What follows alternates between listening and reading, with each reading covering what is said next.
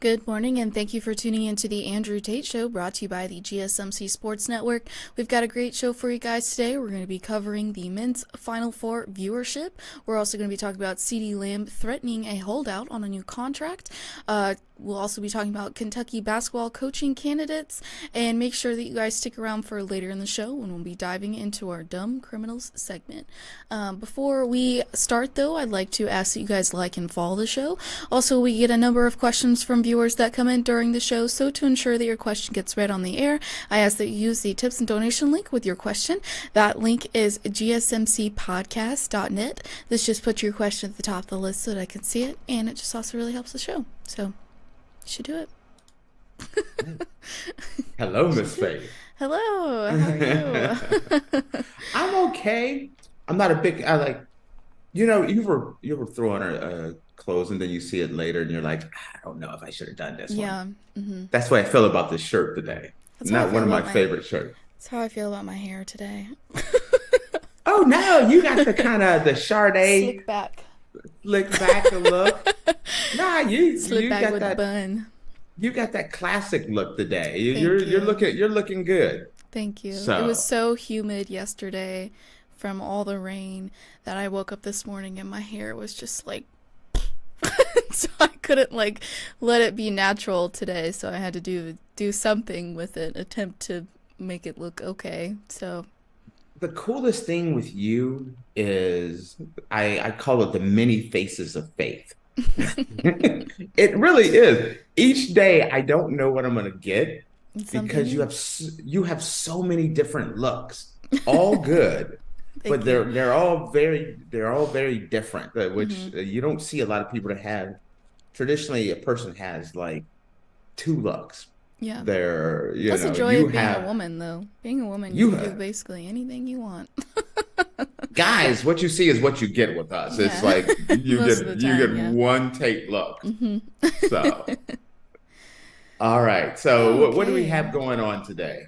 So, the men's Final Four viewership is up slightly, but both games trail behind the Iowa and UConn women's basketball games. So, the NCAA men's Final Four was a mixed bag in ratings, and in a first, both games were outdrawn by a women's national semifinal the prior night. Saturday's NCAA's men's basketball tournament national semifinals averaged a combined 6.0 rating and 12.84 million viewers across TBS, TNT, and True TV, down 2% in ratings but up 4% in viewership from last year on CBS. The game averaged a 21 share, tying 2001, 2015, and 2022 as the highest since 1998. The share, the percentage of homes or viewers watching an average minute out of the number using television, will tend to rise as television viewership declines. UConn, Alabama averaged a combined 6.7 and 14.18 million, up 5% ratings and 10% in viewership from UConn, Miami on CBS last year. Purdue, NC State led with a 5.3 and 11.45 million, down 12% and 4% respectively from San Diego State and FAU a year ago. TBS was the top draw for both semifinals with a 3.1 and 6.57 million for UConn, Alabama, and a 2.6 and 5.75 million for Purdue and NC State, but TNT ranked not far behind with the 3.0 and 6.39 million and 2.2 and 4.6 million respectively. A lot of numbers. The small gap between the TBS and TNT airings since the Turner Networks began airing the Final Four in 2014. As one would expect, True TV brought up the rear with a 0.6 and 1.16 million for UConn, Alabama, and a 0.47 and 1.06 million for Purdue, NC State.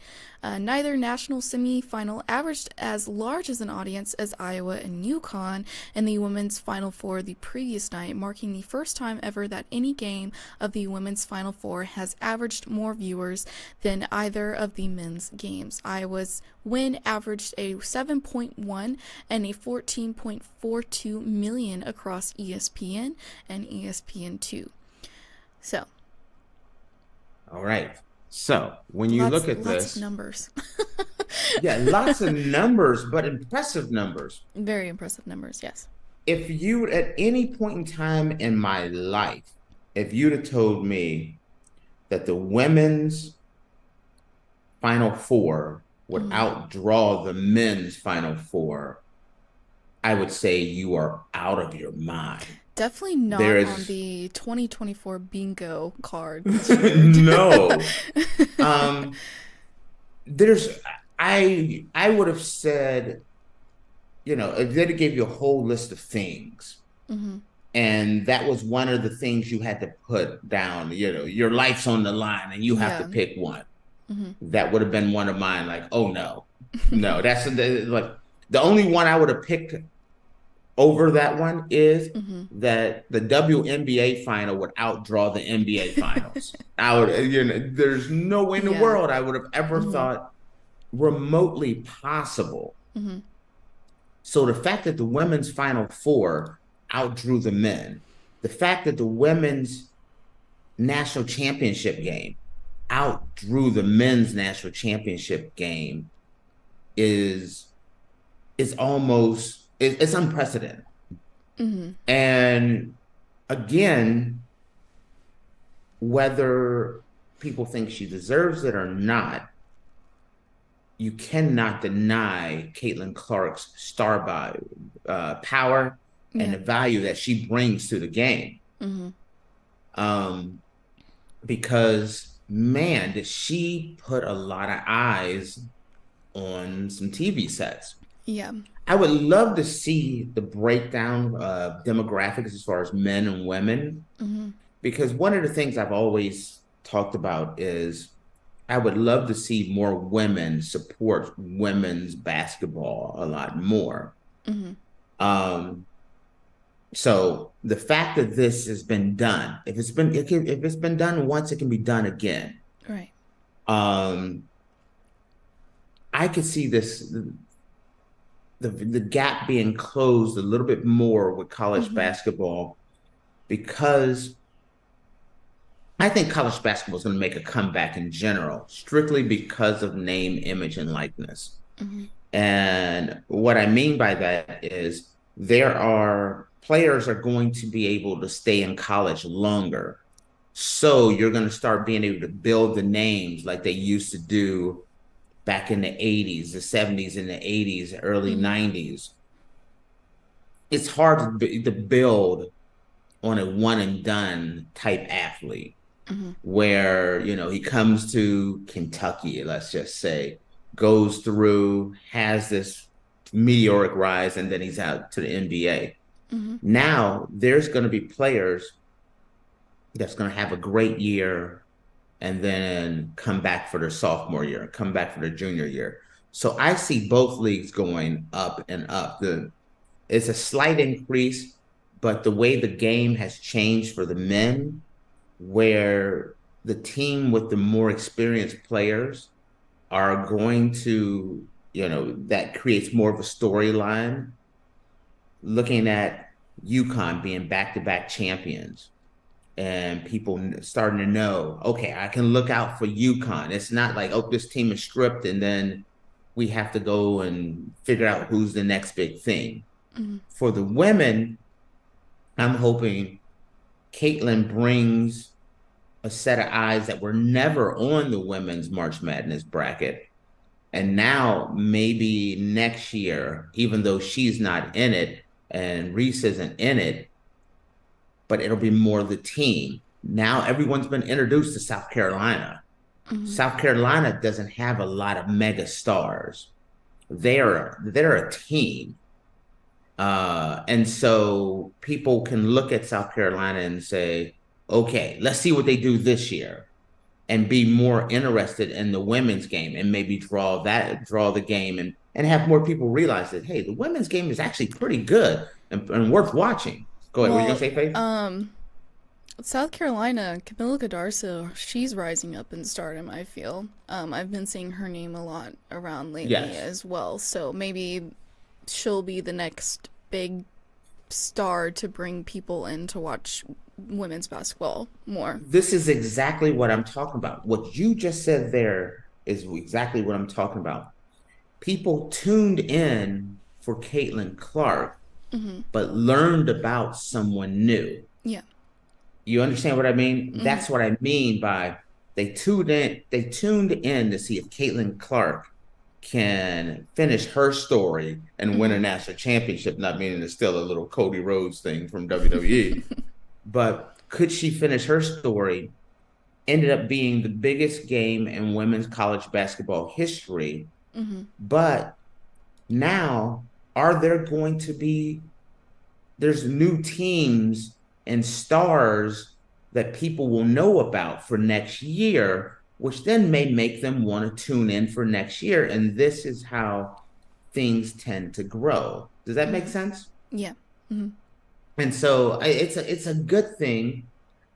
Also, Caitlin going to the WNBA and looking at the viewership that has gone on for women's March Madness, hopefully a lot more of her games, WNBA games, will be on television so that more people will watch it and maybe realize like, hey, these girls or these ladies, they can hoop. And start realizing that it's a good thing. It's fun to watch women's basketball. It's fun. The men's basketball, that's strong. March Madness is an event for men's basketball. It's, to me, I feel like March Madness for the men is only going to get better as more and more players no longer have to rush to the NBA draft, or even for the women, they don't have to rush to go to the WNBA or go to Europe to play basketball. They can play basketball at their university and make just as much money as they would playing in the WNBA or maybe even in Europe. Which means that those players stick around longer. The longer they stick around, they build their name, they build their recognition, their brand goes up, ratings goes up. I think I kind of feel like this could be a watershed moment for women's basketball.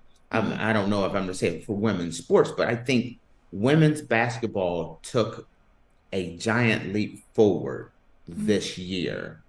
Do you agree with that? I mean, think about No, yeah, over the years, how absolutely. much have you thought about women's basketball? Not at all.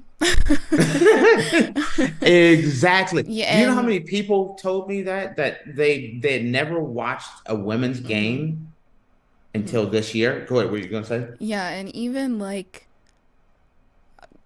there's like was never really a basketball fan, but after I watched the women's basketball game, I was like, I might actually like watching basketball if it's a women's basketball game. But they also just don't get a lot of publicity, and I think that's also part of the reason why like nobody really cares to tune into women's basketball, because it's not really reported on. And then the fact that Caitlin Clark blew up and got so big and was getting all these news articles and everything written about her, everybody was like, oh, well, I need to check out this Caitlin Clark gal, see if she's really as good as everybody's making her out to be. And then it just kind of blew up. And so I'm hoping moving forward that it will be the same as it was this year. One of the things you said to me that the Monday, it was Monday after when the game was played, you watched the entire game and how it was a great game. But you watched that game wire to wire, and wasn't that the very first women's basketball game you'd ever watched on television? On television, yes. Yeah. Yeah. Now, my next question to you is, would you watch women's college basketball again next year? Yeah. Then it's a success. Because for if we have one faith, there's 2, 3, 4, 5, 6, 7 faiths. that's going to tune in next year. The people, the diehards were always going to watch it. They watch it every year. But the people like you who didn't really watch it before, there's going to be a group of people that are going to now start watching it.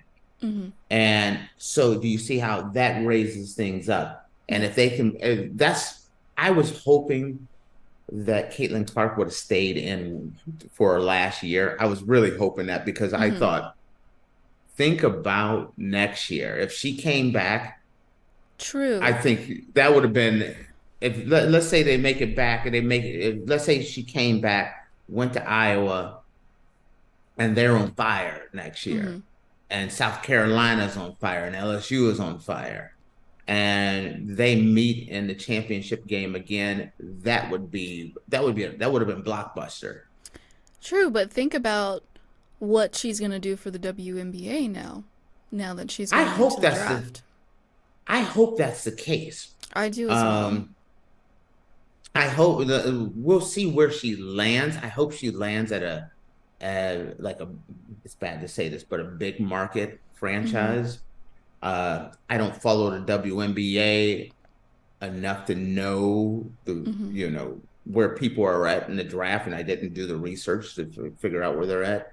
But an LA Sparks, a New York Liberty, one of the big market teams that could get her even more publicity would be huge. So that's the thing. But people are excited about Caitlin Clark, and hopefully, going to the WNBA, there's some incredible basketball players in the WNBA, and that may take her some time to adjust. That's the thing. That adjustment time is when you could lose viewership, and that's what I'm concerned about. I'm hoping that she can come in and dominate early because that helps everyone. So that's my take. Well, quick question before we go on break: were you shocked by the fact that the men's Final Four viewership did not surpass the women's? Okay, great question. I brought this up in the production meeting that I was expecting the women to outdraw the men. And I was very curious about that. The men actually drew more than I expected, honestly. I think they drew 14 million, right around that 14 million mark. I believe so. Okay, and then the women drew right about 15. At the peak was 17, I thought. Oh, actually, the men's semifinal averaged 12.84 million viewers. So okay, 12.8, and then I thought the finals was 14, something around that 12 to 14 million. But they didn't beat the women. Like I said, I would have bet everything I own that this would have never happened, but it did happen. And that's the thing that makes it amazing. I'm hoping that this carries on, because no, I wasn't expecting it, but then once the Caitlin Clark effect went on last week, I was expecting the result that we got, that the women were going to outdraw the men for the first time ever.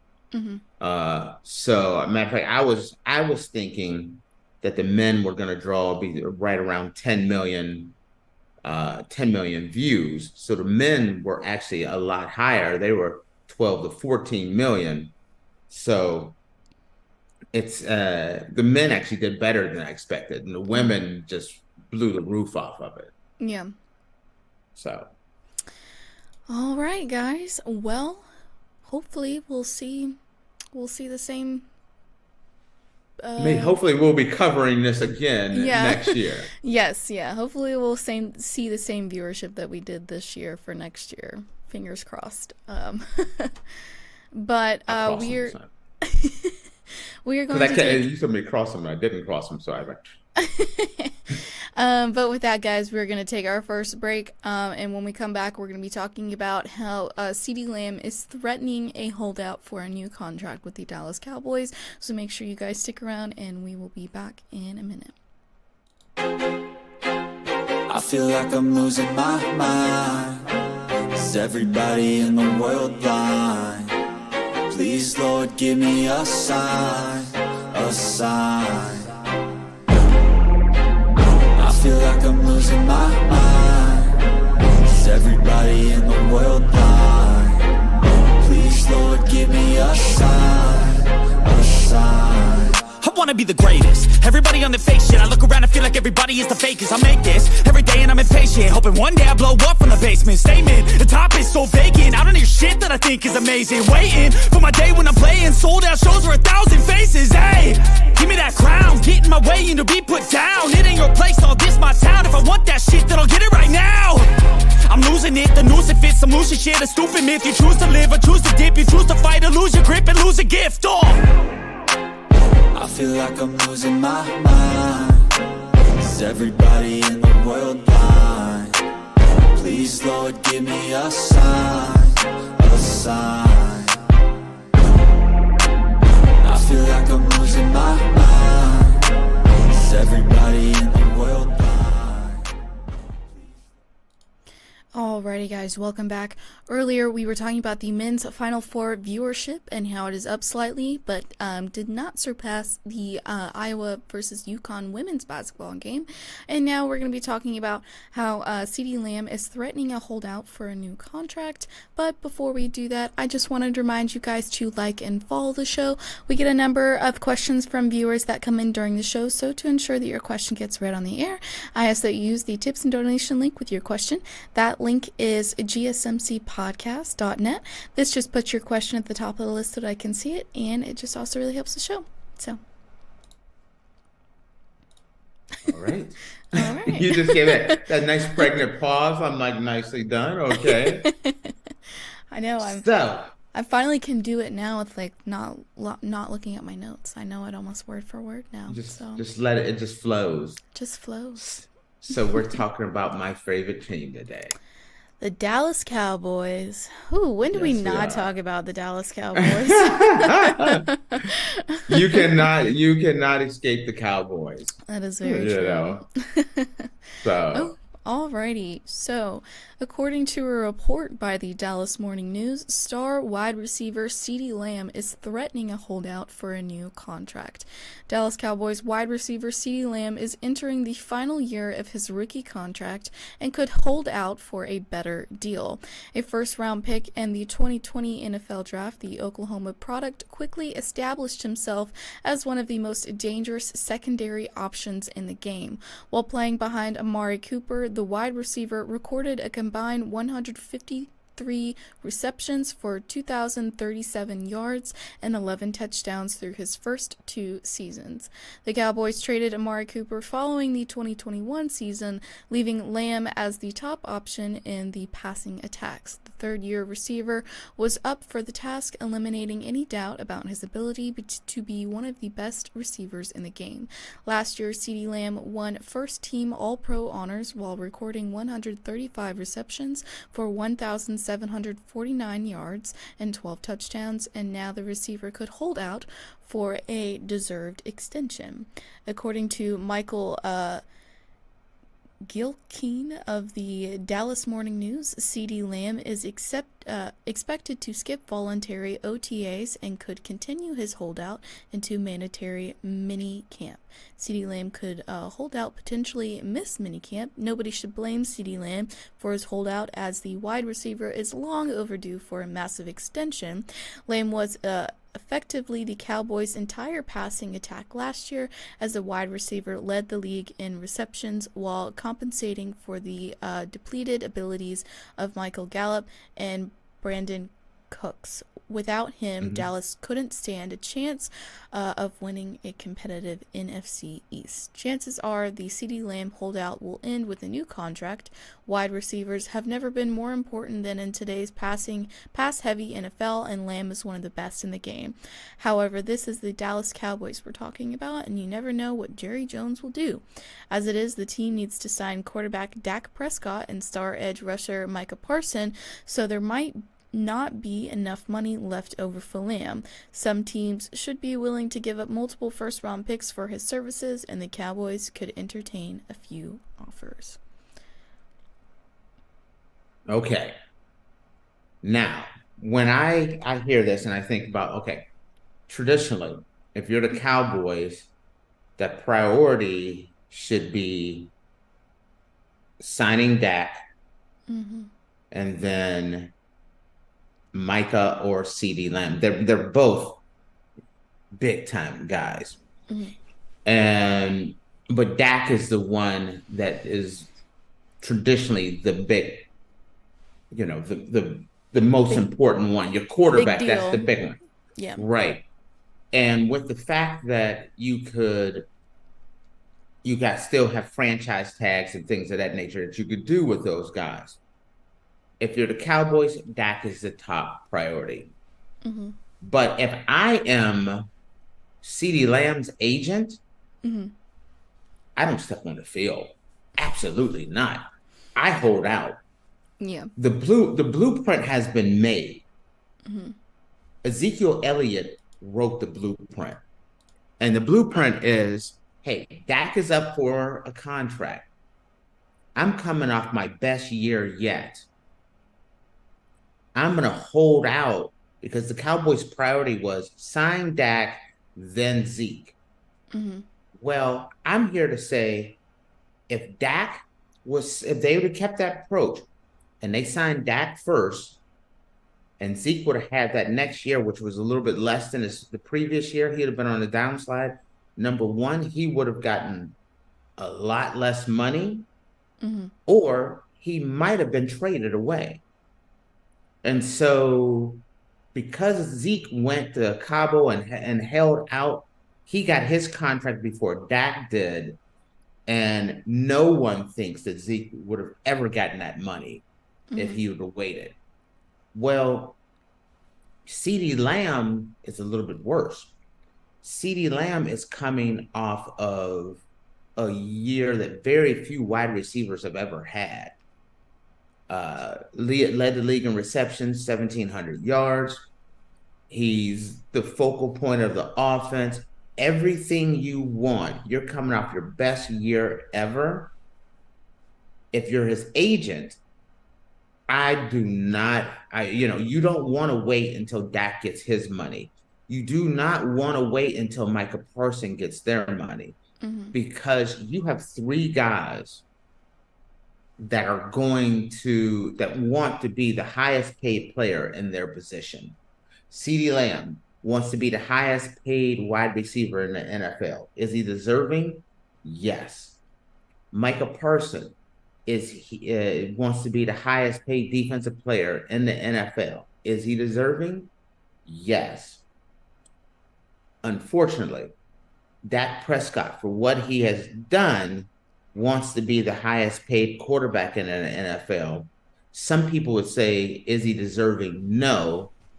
I would say, yes, he is deserving. I just wouldn't do it. So the blueprint is made. If you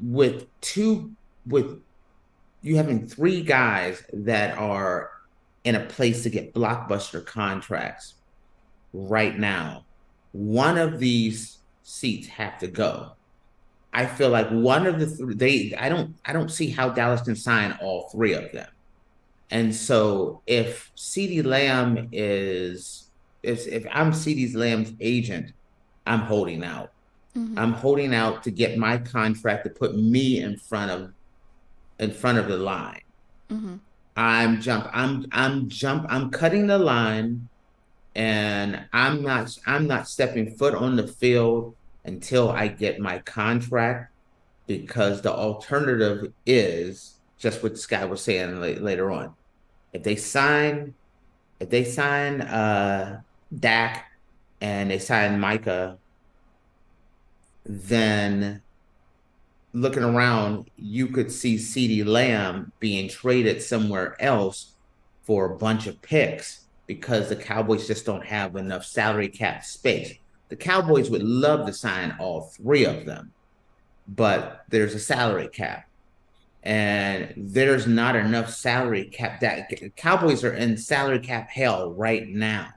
So being able to kind of shift things around a little bit, that's the thing. When you start looking at the Cowboys, you start thinking about Dak Prescott. Dak Prescott has the Cowboys held hostage. Like all three of these guys are coming off of record years. He had a great year. He's Dak Prescott at the end of his contract. He has a no trade clause, and you can't franchise tag him. So, and the salary cap hit is so big for Dak Prescott that the only chance the Cowboys have is to sign Dak for a long-term contract and spread it out over years, that salary cap hit, so that they can get Micah and maybe CeeDee Lamb. The crazy thing is, if Dak leaves, I don't know if Dallas has enough money, salary cap space wise, to sign both of them. I feel like they have to sign Dak in order to have a shot at signing both of these guys. Dak has set himself up into a place where, Dallas is over a barrel, and it's gonna be rough for them. What is it with Dallas and having all these players that demand to be the most played player in their position? Like, what's that about?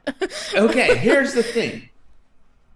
People don't realize this, but the Cowboys are, my opinion, the best drafters in the NFL. They don't go out and get free agents. They don't go out and get a lot of free agents. They draft their guys and turn them into stars. And so Dallas drafted CeeDee Lamb. CeeDee Lamb has turned into a star. Micah Parsons, they drafted him, struck gold with him, and he's a star. Dak Prescott, I think he's a fourth round pick, struck gold with him, and he's a star. You're a star, one of the best players in the game, on the most high profile team in the league, and they want their money. That's the difference. If they were poor at drafting, then it'd be a little easier on them. No one, you never hear about, a middle of pack wide receiver holding out or demanding top dollar. Yeah. Because you're middle of the pack. The fact is, the reason why Cowboys have been so good is because they've drafted so well. And because of that, they've had themselves in a bit of a bind. Just like Ezekiel Elliott, when he held out, Cowboys drafted him. He was turned out to be the best running back in the NFL. He held out, got the biggest contract in football for a running back in history. And then he slid from there, but these guys are getting paid. Also, football is different than all other sports. When you're a basketball player, you got years to play. If you're a baseball player, you got years to play. A football player, their career could end just like that. If you're CeeDee Lamb and you only have 1 year left on your contract, if you go out there and play and you get injured, one, your career could be over. Two, you could have an injury and that big giant contract is over. So football players have to strike while the iron is hot. And that means I got to get my money. I got to get my my huge contract. I got to get as much guaranteed money as humanly possible. I want to get as big a signing bonus as humanly possible, because a lot of times the future's not promised for them. The average NFL player, I think 2.5 years, 3 years is the average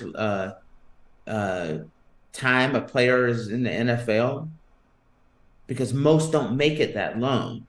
If you come off of, there's guys, they get an injury and they're never the same again. Like you talk about Robert Griffin III, came out rookie of the year, ended up hurting his knee.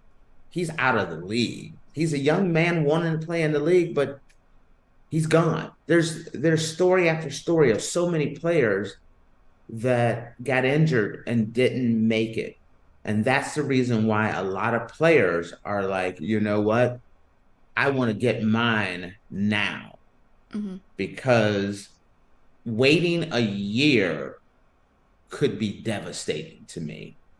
Waiting a year, instead of being the highest paid wide receiver in the NFL, you could be trying to get on, hoping that someone picks you up for league minimum just by the wrong injury happening. Does that make sense? Yeah. That's the danger. That's the dangerous thing about football. That's the reason why so many people fought for name, image, and likeness in college. Because imagine that kid who's playing college football and they get injured and their career is over before it ever gets started.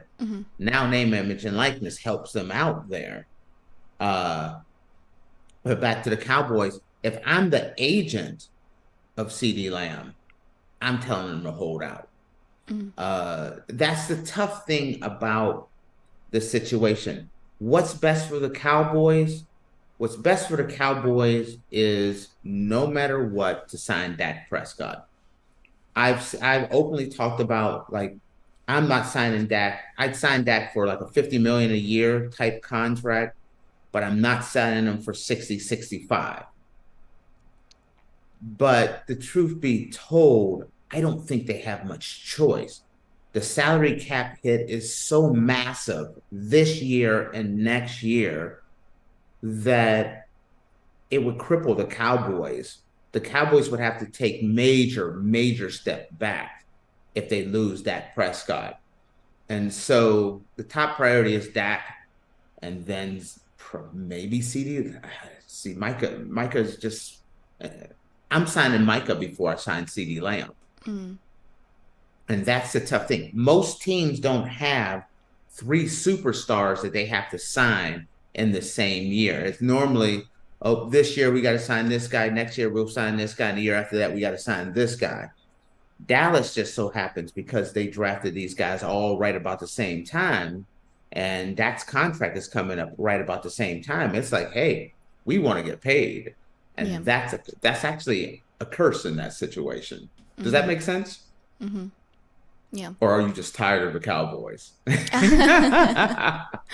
No, I'm not tired of the Cowboys. It's just, I don't know. I always think it's funny when players who are already making a lot of money demand more money. I just think that's now, see, funny concept to me. It is a weird concept, but it's an important concept. That's a great topic to talk about as well. If you're a football player, a lot of players love the whole story of Tom Brady taking a pay cut to play for New England. Brady, yes, he took a pay cut, but Brady always was one of the highest paid. He just didn't have to be the number 1 highest paid quarterback. He never took a massive cut.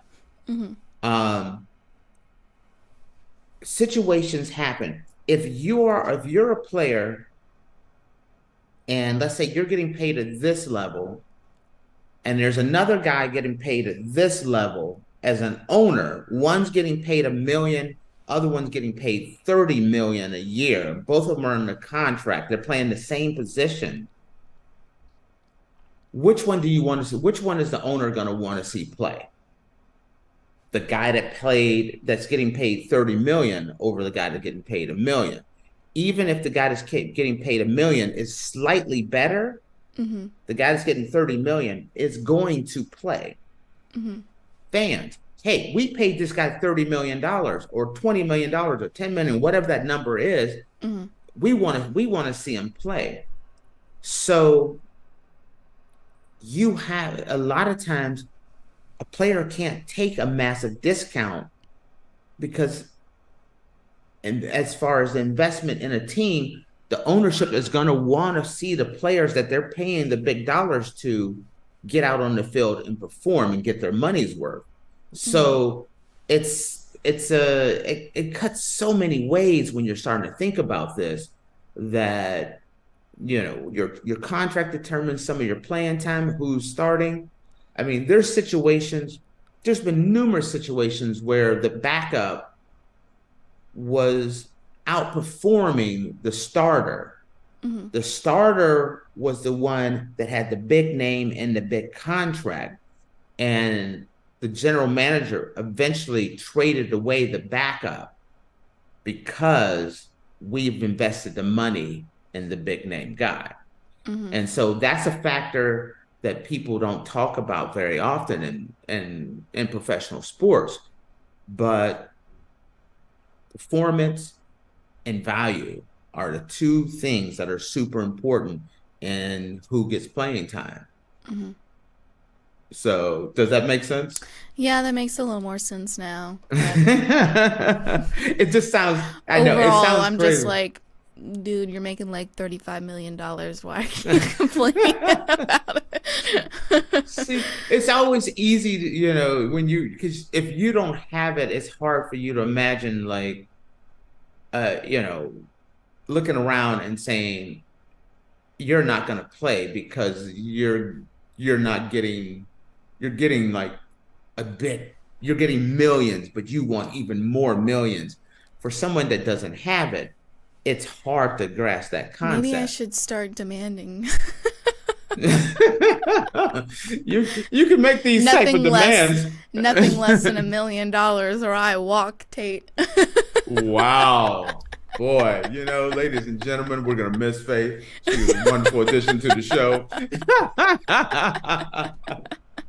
You're worth every bit of it, though. That's the thing. On that one, we're going to move on. All right, guys. Well, with that, we are going to take a short little break, and when we come back, we're going to be talking about Kentucky basketball's coaching candidates list. So make sure you guys stick around, and we will be back in a minute. Looking for your daily fix of sports talk without having to pay for it? GSMC Sports Network is available on YouTube. Just search GSMC Sports Network. Get your fix of daily sports talk shows on YouTube, absolutely free. NFL, college football, NBA, MLB, MMA, UFC, fantasy football, and so much more.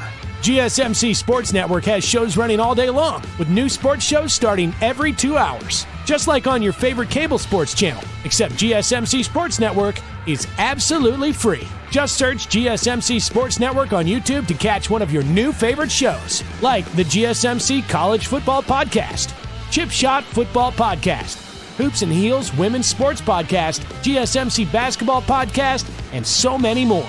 Check it out for yourself. GSMC Sports Network, now available on YouTube absolutely free. Search GSMC Sports Network on YouTube right now. Alrighty, guys, welcome back. Earlier, we were talking about CeeDee Lamb threatening a holdout for a new contract with the Dallas Cowboys, and now we're going to be talking about Kentucky basketball coaching candidate list since John Calipari is leaving. John Calipari. Yeah, is leaving and is coaching for Arkansas. All right, yes. Okay, and so first, Calipari's going to Arkansas, going from maybe the biggest name in college basketball to a mid-tier program. And we touched on that yesterday, and I was talking about the fact that in this new world of name, image, and likeness, I feel like both schools, like Calipari parting ways, benefited. Calipari gets a new fresh start.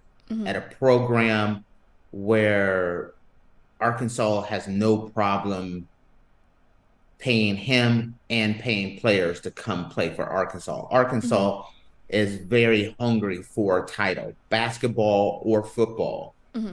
Kentucky, it was time to move on from Calipari.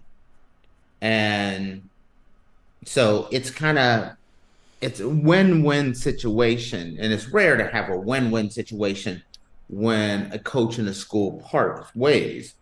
And I didn't go through this article that Faith had put together here, but before even starting right before break, I just wrote down what would be my top 3 choices for Kentucky. And I said, Dan Hurley from UConn. Right. I would throw multiple bags his way. Yeah. That would be my number 1 choice. Billy Donovan from the Bulls. I would have him on my list. He's also on this list. On there. And I'm going with the nostalgic pick. It's going to sound crazy to everyone, but Rick Pitino. Rick Pitino was... He's also on this list. Rick Pitino was a long-term coach at Kentucky. He brought championships there. He left Kentucky to go to the NBA, and NBA didn't work out. And Rick Pitino has always wanted to go back to Kentucky. This is one of those situations. I think he's at St. John's right now, where possibly would be a nice fit there. And I won't touch on too much because you got to touch on each one of these coaches.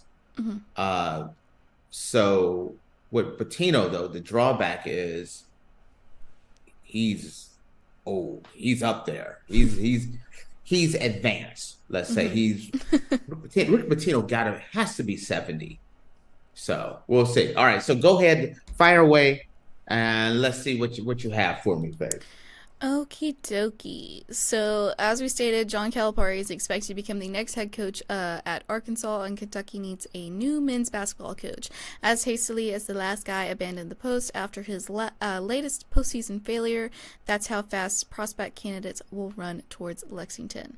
5 different men have won national championships there. Kentucky jockeys with Kansas to be the winningest program of all time.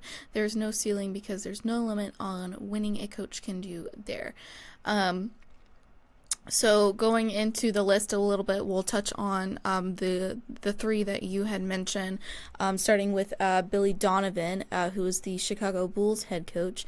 This is the dream candidate for Kentucky fans ever since about 2007. Donovan was a Kentucky assistant under Rick Pitino and didn't have the baggage of his former boss.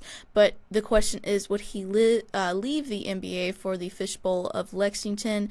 Does he have any interest in returning to college? It seems unlikely, but Barnhart has to at least make the call and make him say no. So. Okay.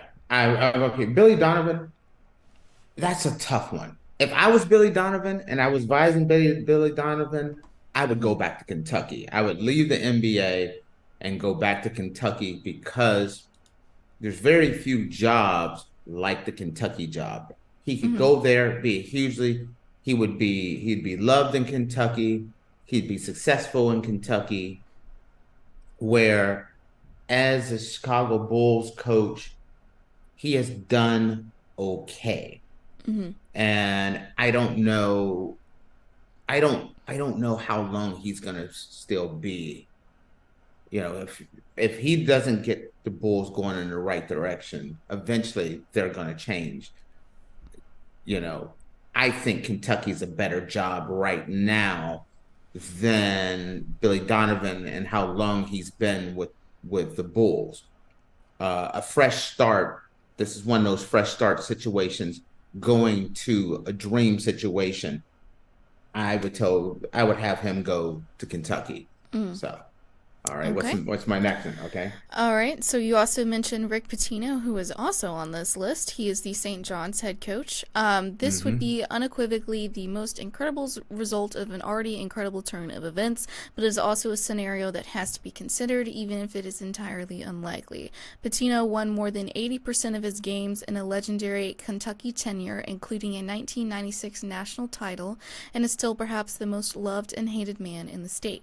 Pitino would undoubtedly win if he returned to Lexington, but he's 71 and it's hard to seriously imagine this being a realistic option.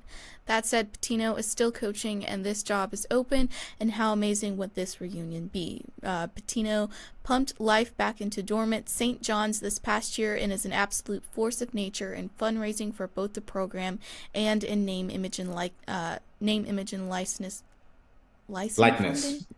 Well, they put license funding, so I don't know if they meant to put likeness. He hasn't exactly slowed down despite his age and all the times his career nearly went awry. Does Kentucky entertain this thought? I would go nuts over this one. He may be the greatest coach in Kentucky history. He was absolutely loved in Kentucky. Absolutely loved. He only left because he had a shot at being a coach in the NBA, went to the Celtics, failed, and then went back. And then he went to Louisville. He was hated for the fact that he went to Louisville, an in-state rival. And so that's why he's loved and hated, is because he could be arguably the greatest coach in Kentucky history. Or he's also, people feel like he betrayed them. He left. He should not have left and went to the Celtics. And then there's been a number of incidences where, players were having strippers in their room and things like that, and he got in trouble for that. I'm going to say this. The whole situation with that one, I give Rick Pitino a pass on that one, strictly because of the fact that people don't realize, but college players are grown men. They're adults. And yes. And a coach does not have to know doesn't know everything that a grown man is doing. You're expected to only be around a player 20 hours a week, but know what they do in their life 24 hours a day, 7 days a week. And if a player goes out and does something that's not above board, then the coach is, you lost control of your franchise, of your school, and you're held accountable for what your players have done. And I feel like that's kind of what happened there. He has some impropriety situations at a restaurant, but the thing about it is, the man can coach. He's 71. I thought he was 70. So 71, I was almost on point there.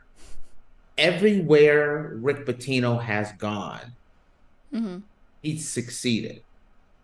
As a matter of fact, even when he failed in Boston, Rick Pitino, the coach, did well. Rick Pitino, the general manager, was horrible.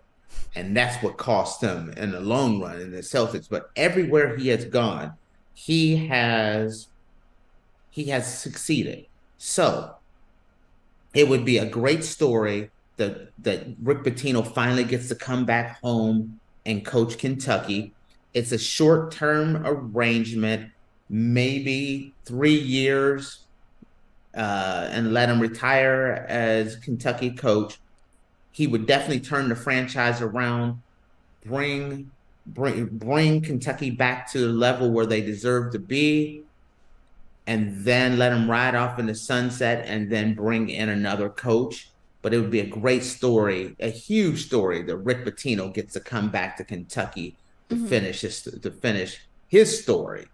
So I love that one. Dan Hurley wasn't on the list, was he? He's mentioned a little bit, but they said that they don't necessarily think that he would leave. No, he's not leaving. Yeah. It's one of those things.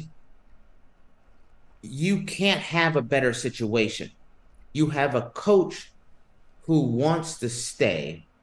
You have a school that wants him to stay, and a school that wants to pay him. Right. That's called check, check, check. That's Yeah. the reason why he's not on that list.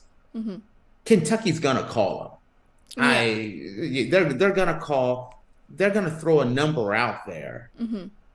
I think UConn's gonna do everything they can to get as close to that number as possible. I would be surprised if Dan Hurley left UConn. Yes. Okay. So let me hear some of the other ones here.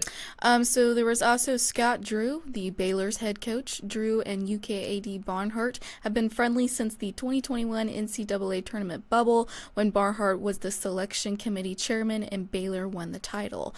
Many people familiar with Barnhart's thinking have said Drew would be his top choice whenever the job opened. The Baylor coach orchestrated arguably the greatest build in college basketball history. Baylor was going on probation when he got the job. Drew had the Bears in the NCAA tournament in his 5th season. He has won 2 Big 12 titles and has been to 5 consecutive tournaments. He is one of the sport's top recruiters. Baylor had a lottery pick the last 2 years and has another projected lottery pick this year. Baylor has just gone through this with Drew, who was also the top choice at Louisville. Baylor and Drew agreed recently to terms on a new contract, according to a source briefed on the matter. So I instantly, if I was going to say, I couldn't think of his name at the time, but on my list, 4 and 5, I was going to say Baylor's coach and Alabama's coach. Alabama's also on this list. Oh, damn. Sorry. Alabama's coach used to be at Kentucky under Rick Pitino, and that's the reason why I thought about him. And they've done well. Baylor, he took Baylor from dead to a major program. Kentucky's not a rebuilding program. Kentucky is strong. And so bringing him in would be a great fit. You just said, I didn't know this, that he just got a brand new contract? Yes. So I would have said that would have been the top, most likely the person that's going to get hired. But since he just got a new contract, that makes him that's probably a huge buyout to get him out of this. So well, I would be surprised. It would be the same with Alabama's head coach too. It would be about an $18 million buyout. Oh, okay. So it's $18 million for both of those guys each. That would be, $18 million buyout for Kentucky. I don't see it as a problem. I don't see it as a problem. I think Kentucky would do it. Yeah, I think he'd probably be one of my top choices as well. And then what is Alabama's coach's name? Forgive me, I don't know. Nate Oates. Yes. This is who I'm going to say that, and if I'm between those two, are who I think is going to get the job. They're not going to bring back Rick Pitino, as much as I would love for that to happen. Billy Donovan's most likely going to stay with the Bulls, and Dan Hurley's going to stay with Connecticut. But those two jobs right there, I could definitely see one of those two getting the job. Both of them, great coaches. Both of them can recruit their butts off, understands name, image, and likeness, have either a former relationship or a current relationship with Kentucky and the athletic director. Those are all great fits. So I don't know if you throw somebody else out, I'm gonna be in trouble from this point on. If there's anybody else, I don't know if I can tell you anyone else. Who else are you on? Who else? Give me names of other people I'm gonna listen to. We have Sean Miller, who is Xavier's head coach. Don't know Bruce enough about Pearl, him. who is Auburn's head coach. Oh, Bruce Pearl. I can't see Bruce Pearl. No, I can't see Bruce Pearl No. getting that job. No, okay. I didn't realize Bruce Pearl. I didn't even think about Bruce Pearl. No. We also have Mark Pope, the BYU head coach. Ooh, BYU's actually been doing really well too. That's a good one. Yeah. Kelvin Sampson, Houston's head coach. Interesting. Shaka Smart, Marquette's head coach. Ooh, whoa, whoa, whoa. That's a really good one. Shaka Smart's that's an interesting, would fit in well. Oh, I'd move him. He'd definitely be in my list here. You just threw some names. I didn't even think about him at all. That's a good one. That makes it interesting when you start listing some of these guys and you don't even think about, like, Shaka Smart. Didn't cross my mind as even a possibility. I'd have been here 20 minutes writing down names. I would have never thought of him. And now I'm like, ooh, I love that one. So.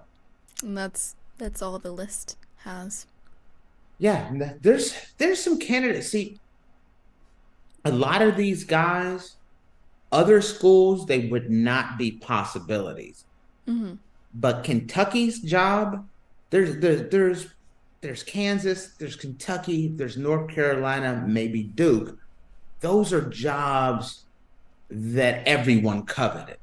And so coaches that could be incredibly happy at their current situation are willing to say, you know what, I'm super happy here, but Kentucky's the supermodel that I always wanted.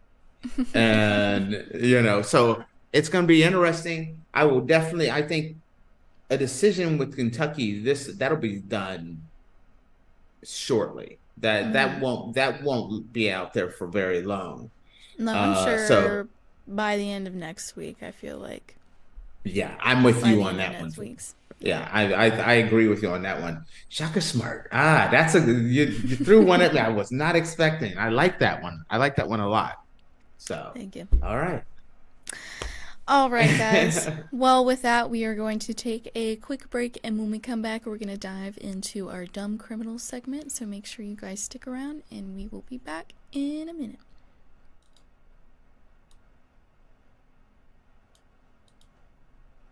For the best and latest podcasts available anywhere, go to the podcast app on your cell phone and type in GSMC to access free content-rich podcasts on health and wellness, book reviews, sports, entertainment, relationships, social media, movies, technology, finance, and even weird news. Subscribe and download the GSMC Podcast Network's family of shows, available everywhere podcasts are found.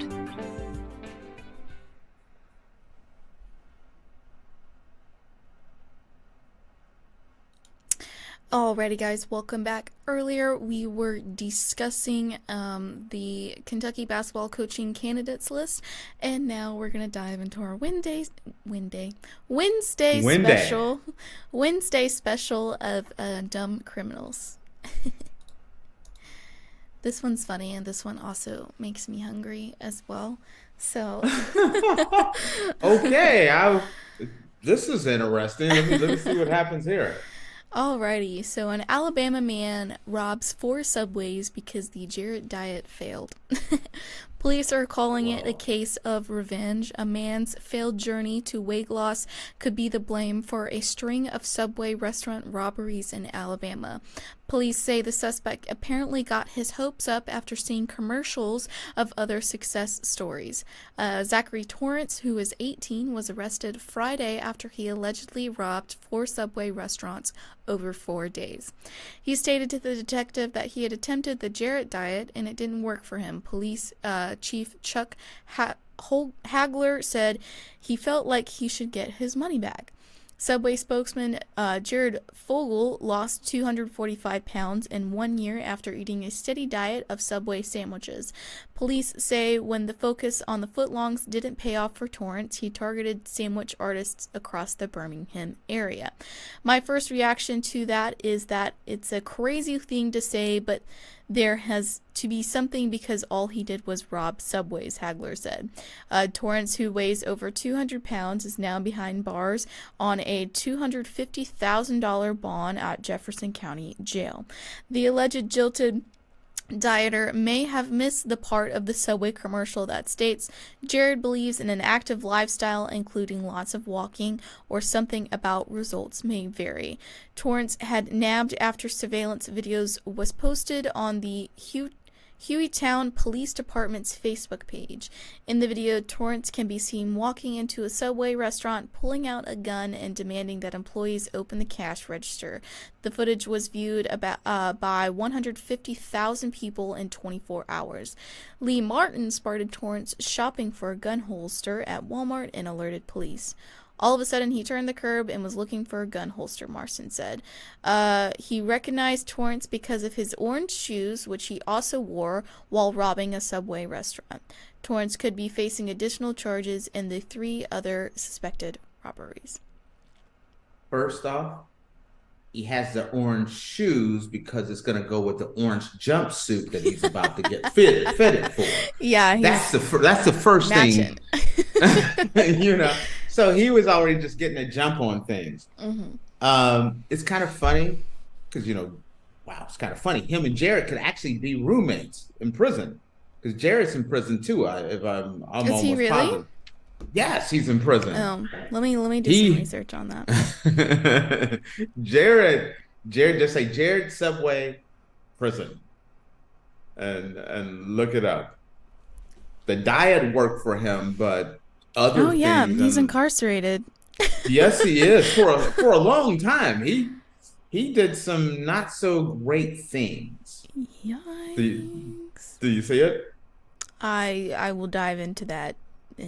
We don't need to talk about what brother Jared did other than Subway. Now, here's a funny thing that was really popular back in the. Yep. Oh my God. I knew you finally figured out what Jared did and why he's incarcerated no idea. now. Gosh. So moving on. Yeah, that's the reason why I said we're just gonna move on. We're not gonna talk about brother Jared and why he's at summer camp extended. Okay. Yeah. So here's a weird thing. Not that I'm Slim Goodbody right now, but I used to be quite wholesome, let's just say. And I have actually tried that whole Subway diet thing back in the day. And it does work. For the record, it works. But you can't be on the couch like Jabba the Hutt with like 45 like double meat, double cheese, double sauce subs sitting around you as you're woofing them down.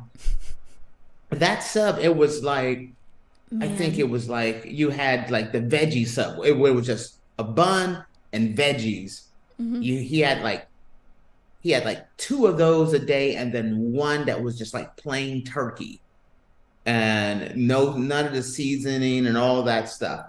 None of the extra sauce and stuff. You can't be like, I'm gonna have me the BLT, the meatball. I'm gonna double up on the meat, the cheese, extra sauce, lettuce, cheese, and pickles and onions. I really want a Subway sandwich right now. I'm gonna tell you something about Subway though. They got the best cookies in the business. Oh my God, Subway cookies are so good. Am I right? So good. Their cheesecake cookie, their raspberry cheesecake cookie, and their white macadamia nut cookie is really I was just gonna say it. That white chocolate macadamia nut. That one. And see, you can't be like watching Subway watching Jared losing weight and be like, you know what? I'm gonna go to Subway. I'm gonna do that diet. I want 4 meatball subs and 38 of them macadamia nut cookies. You know what's crazy? I've had the same Subway order since I think I was about 8 years old. Okay, let me hear what it is. Okay, so I do the Italian urban cheese bread, because that's the best one. I like that one. You were doing good. I do Black Forest ham. I do white American cheese. Then I do lettuce, tomato, cucumbers, do some mayo, and that's it. Okay. And I get it toasted. And toasted. Mm-hmm. My favorite Subway sub was the meatball marinara. That was my favorite one. But that sucker's not good for you at all. If you're trying to get a 6-pack, that will help you get a 1-pack. Okay, that sucker's not good for you. That'll help you get maybe like a 3-pack of rolls. Yes, you got a roll in your gut, your neck, and your back at that point. But yeah, that was the meatball marinara was one of them that I liked. But if I was trying to be another one that's not as healthy as that Italian BMT, that one. But I'd always do lettuce, tomatoes, and then the banana peppers, black olives, and oil and vinegar. Ooh, look at it. What part of that don't you like? Banana peppers and olives. Yeah, those I'd always put those on. I love me black olives. I love them. And then for the meatball marinara, I will only put the banana peppers on there, nothing else. I just want the meatballs, banana peppers, and the cheese, and toast it. I don't need any veggies on that one. I'm not even pretending that sucker's healthy at all. You know it's not healthy. Don't be lying to yourself and be like, you know what? I got the most unhealthiest sandwich they have, and I'm gonna just sprinkle some lettuce on it to make it healthy. No, you're not. That's not making it healthy. You know. Now back to my man Jared's new roommate. Zachary. Okay. Just because you didn't have willpower and you didn't exercise, don't mean you got to hold up these restaurants. There's people working there. Why not just write a stern letter to corporate? Right? Maybe they'll send you a gift card or something so you can get free Subway sandwiches. Or maybe he did write that stern letter. They sent him some coupons in which he got more subs and got even fatter. And that's why he got upset. It was something like that. Oh, gosh. But you have to be, sometimes people are twisted. Like, even if you were upset with a restaurant, normal people would just be like, you know what? I don't go to Subway. Mm-hmm. They advertise this diet. I tried the diet.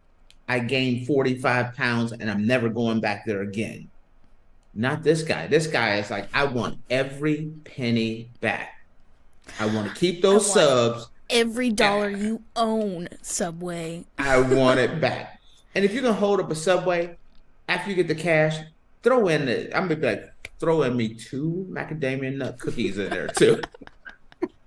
Let me just tell you something. For any of you guys who have been to a Subway, do you really think that, one, Subway is going to have enough money in their cash register to compensate you for the amount of pounds that you gain from eating Subway sandwiches? And 2, do you think those Subway workers are gonna give a crap about being held up at a Subway? Subway workers don't care. I don't know about that. Okay, well, the Subways where I live, the Subway workers, I feel, are equivalent to the Walmart workers. Wait a minute. You cannot be saying that a Subway worker, Walmart, because there's like the holy grail of hardcore workers, Walmart, but Waffle House is king. Hard workers? Those aren't hard workers. No. I'm saying hardcore. I did not say hard workers. I said hardcore. No, I'm not saying they're hardcore. They just don't care. Okay, Subway they're workers just just don't care. okay. I'm like a Waffle House cook will punch you in the eye and flip your burger at the same time. So that's a whole different level of a worker. You're not saying that kind of level. No. You're just saying they don't care. Actually, that's probably why he was like, I'm going back there. He was buying the subs, and he's like, look, they're not even closing the register. They're not even trying. He's like, I'm going there. I'm gonna try to see what I can get. And maybe that's like, you know what? They're not gonna put up a fight. I think that's what it was. He's just the path of least resistance. Maybe. But when you go through and you're upset and you start robbing Subways, there are consequences and repercussions for your actions. You gonna wear those orange shoes. How you gonna wear the same outfit? No, but how many people wear orange shoes in the first place? Yeah. You gonna be the orange shoe bandit. How you gonna turn yourself into the orange shoe bandit? Orange show shoe up. sub bandit. Yes. You just ask. There's only so many subs in the area, and you can just set a police car out back and just wait with a camera on everybody's shoes. Oh, there's Jimmy with the shoes, with the orange shoes. Let's call in SWAT and take him out.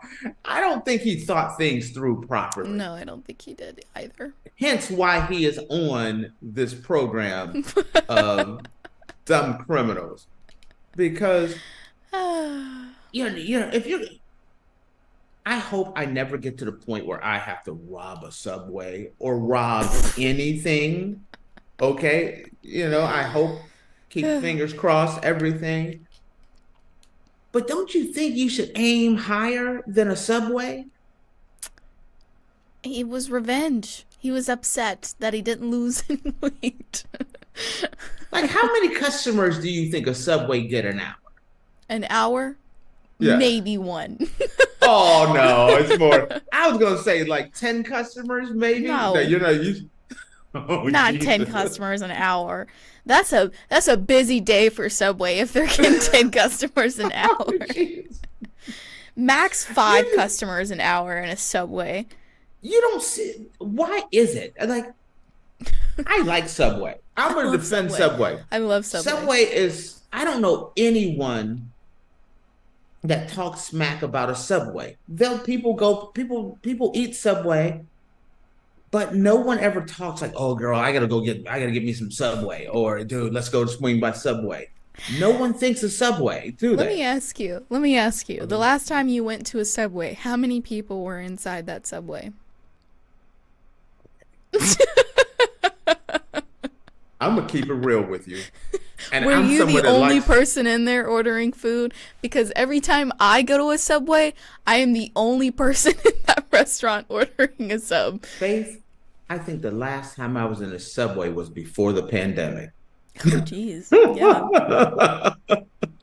And no, I don't. 5-6 maybe years like ago. That's crazy. maybe like 2018. Maybe it was the last time. Yeah, 2020 was. I'm gonna say 2018. 2018 is the last time I've been to Subway, and I liked the Subway. Mm-hmm. But no, and even when I come back to the U.S., I remember last October when I was in the U.S., I'm like, I gotta swing by McDonald's, get me a Big Mac. I gotta try that. I want to try some of this. I want to try some of that. Subway don't get on your list like, oh, I gotta get me that Italian BMT I've been missing. No. I don't know. Do we? I don't even know if we have Subway in Portugal. I don't believe Subway is international. Oh, I could when it be comes wrong. fast food, they're all here. Let's see, Burger King, McDonald's, Kentucky Fried Chicken. You don't expect Kentucky Fried Chicken to be here, but there's Kentucky Fried Chicken. But they're not. Hey, They're there's not. there's Go some in ahead. Brazil. There's some Subways. That's in a Brazil. whole nother continent. That's thousands of miles away. That's I'm just Portuguese saying. language. I'm just saying. Look up if there's Subway in Portugal. Let's see if there's Subway in This Portugal. says, as of 2019, Subway has more than 20,000 locations in the United States, Canada, outside of North America, they have locations in Australia, Brazil, and the United Kingdom. So you could just, fly over to London real quick and go get you Subway sandwich. Next time I'm in London, as I've talked about this before. The cool thing about living in Europe. Mm-hmm. Get there. Rub it in. $30 ticket, round trip ticket. You can fly to London, fly into London, hang out, fly back, 30, anywhere from $20 to $50 round trip, depending on the time of year. That's all it costs to get around Europe. So it is super easy. I'm a fly in there, get me a Jared special. Hook a brother up with a Jared special. I don't know if you want to call it that. See, I didn't change this whole story has changed your whole opinion of Jared now. You didn't realize that he was on lockup. No. For bad things. Really bad. No. Really bad things. Yes, for bad things. Jared, there's more likely that there won't be a Subway before Jared gets out of prison. He's in there forever. So more than likely, yeah. All right, guys. Well, don't rob a Subway, and definitely don't do it in bright orange shoes, because you will get caught. But thank you guys so much for tuning into the Andrew Tate Show, presented by the GSMC Sports Network. Your support means a lot to us, so please remember to subscribe to the show and leave us a positive review. It really does make a difference. We also invite you to follow us on Facebook, Twitter, TikTok, and Instagram for more content updates. Thank you once again. Have a wonderful day, and we will see you tomorrow. Peace. I'm gonna go get me Subway. Macadamia nuts. Mm-hmm. All right, bye, guys. Mm-hmm. Mm-hmm. Mm-hmm. Let's go. I wake up to a little bit of drool on my pillow, feel like it's gonna be a bad day. Yeah, I'm tired of shit, and the coffee ain't hit yet, damn, ain't that great.